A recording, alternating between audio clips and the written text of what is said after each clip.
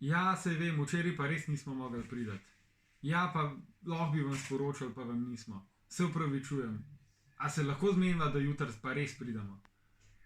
Ok, hvala, nasvidenje. A so vam taki klici kaj znani? A ste že imeli kdaj tak primer, ko vam je izvajalec rekel, jutri pa res pridem, pa ga pol spet ni bilo, pa ste ga dočakali mogoče šele čez 2 ali pa 3 tedne? Na to temo bomo pa danes govorili.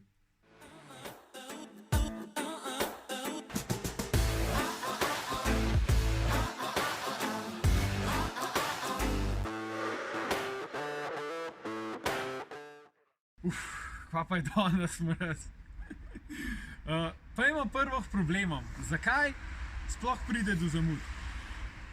Eden od razlogov je lahko tudi tale mraz, kaj danes tukaj. Pa kaj bi še lahko bilo? Drug razlog, mogoče dobavitelj še zmer ni pripeljal materijala. Pa ni nujno, da je to les, lahko so vijaki, ne vem, kovinski podstavki, kaj tretjega. Mogoče so se pa v našem prezasedenem koledarju stvari majčkeno pomešale. Ali pa še hujš, mogoče sploh nimamo koledarja. Kaj naj temu zdaj rečem? Kaj pa če imamo dve stranke, ki smo jim po nesreči obljubili isti termin, pa ena zdaj ful pritiska na nas? Obstaja še en dejavnik, to je pa višja sila. Stvari, ki jih nikakor ni bilo možno predvideti. Ampak vseeno, takšne stvari se rešujejo ob primerni komunikaciji. To pomeni, da izvajalec mora imeti pri sebi že dovolj izkušenj, da lahko razne nepredvidene situacije predvidi vnaprej in nekako ostaja v komunikaciji stranko na tem načinu, da sigurno bo pa šlo kaj narobe in si vzame primerne časovne rezerve na časovnici. Pomemben je, da se evidenca, montaž, koledarjev in tako naprej res vodi usklajeno, tudi z ostalimi projektnimi vodji, tudi z montažerskimi ekipami in se dnevno usklajuje. Pomembno je gledati vremensko napoved in ko vse te dejavnike skupaj združimo, obstaja veliko manjša možnost, da gre kaj toliko narobe, da bi bila stranka nezadovoljna. Recimo, mi običajno rok dobave rečemo raje par dni dlje, ker vemo, da je lahko, ne vem, na dan termina slabo vreme, ker vemo, da je dobavitelj mogoče za neko izvenstandardno dimenzijo lesa že dvakrat zamudil in vemo, da bo pripeljal 5 dni kasneje in takšne stvari raje kalkuliramo naprej.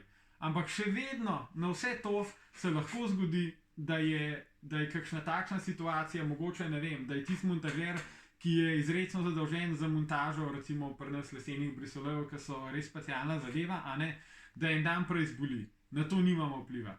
Ampak generalno gledano, najbolj pomembna je komunikacija, kako smo v odnosu s stranko, kako se z njim nekako usklajujemo, da povemo dejansko situacijo, realno stanje, ne da mogoče obljubljamo nekaj, kar že vnaprej vemo, da ne moramo izpolniti, ker tukaj se lahko zelo hitro trešimo med sabo.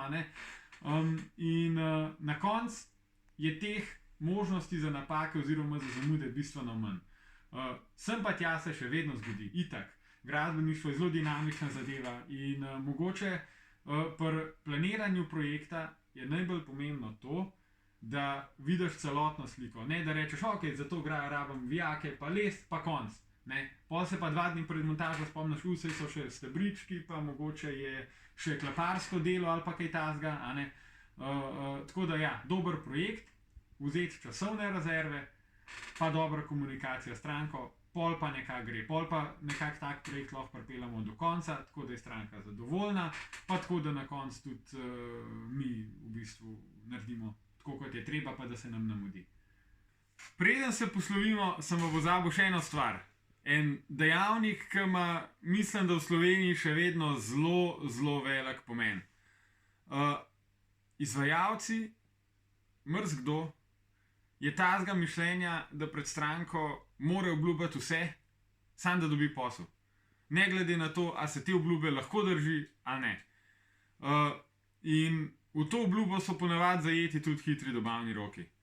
Pol je pa običajno prepuščeno vse skupaj naključju, brez tega, da se pove dejanska realna situacija, pač se izide tako, kot se izide, in tam pa lahko tudi pride do zamud mesec ali pa dva, sploh če je več strank, kjer je bil obljubljen isti dogovor.